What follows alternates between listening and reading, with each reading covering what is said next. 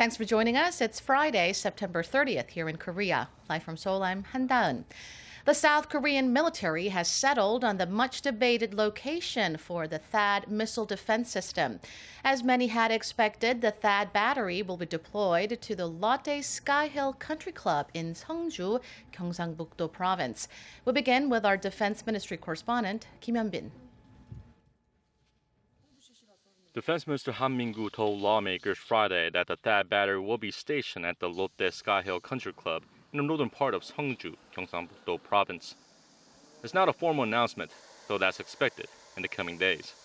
The decision was made after a survey of two other possible candidate locations. The golf course lies 296 kilometers southeast of Seoul and is around 680 meters above sea level. The location is far from residential areas in response to Seongju residents' concerns about the potential health problems posed by THAAD's radar system. When the official announcement is made, the deployment is still likely to face opposition from residents of the nearby town of Kincheon, who have threatened to protest if the golf course were selected. Another barrier the Defense Ministry faces is cost. The golf course is valued at over $90 million, and the government will have to gain parliamentary approval for such a large budget outlay. THAAD is expected to be deployed to South Korea by the end of next year to better protect against North Korea's nuclear and missile threats.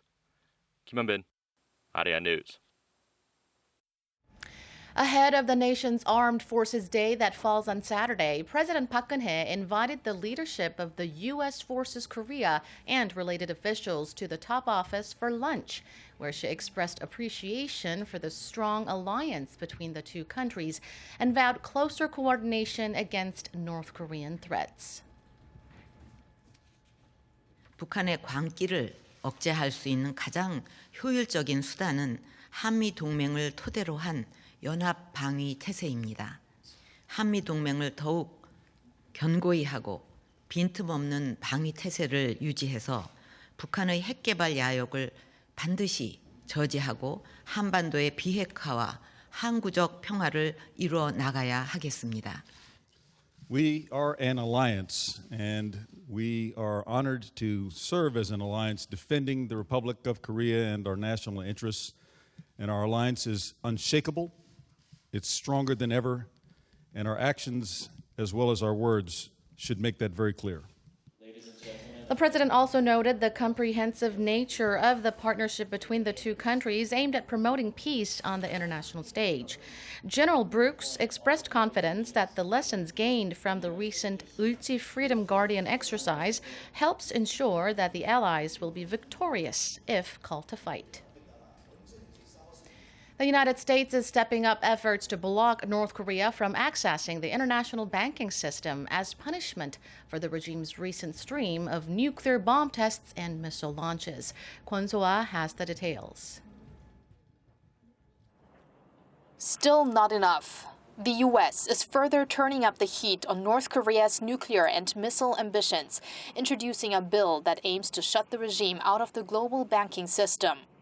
Representative Matt Salmon, who proposed the legislation, said North Korea's nuclear program has to be stopped by, quote, preventing specialized financial messaging services to or direct or indirect access to such messaging services for Pyongyang's banks and financial entities.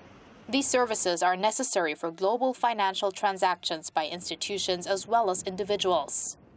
This means services such as the world's leading provider of secure financial messaging services, Society for Worldwide Interbank Financial Telecommunication, or SWIFT, could even be sanctioned if the North uses it for cross-border transactions with foreign banks. More than 11,000 financial institutions in over 200 countries use SWIFT.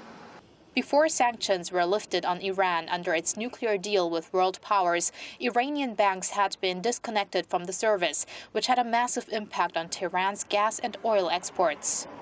The new bill on North Korea includes a requirement that the president personally sanction those accommodating North Korea's central bank or other financial bodies with such financial services 90 days after the legislation's enactment. Kwon So-ah, ARIRANG News. The National Assembly is in a state of paralysis for a fifth straight day, with the ruling Saenuri Party continuing to boycott all parliamentary business. The party's floor leader Chung Jin-seok says his top priority is restoring parliamentary democracy.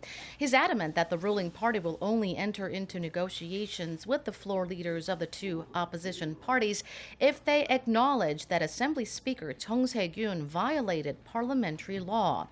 Conservatives say Speaker Chung abandoned his neutrality by helping the opposition parties pass a dismissal motion last week for the sitting agriculture minister. The opposition parties called on the ruling party to end their boycott immediately so Parliament can get back to normal and an audit can proceed. That does it for this edition of ARIRANG News. Thank you for watching. Business Daily is next.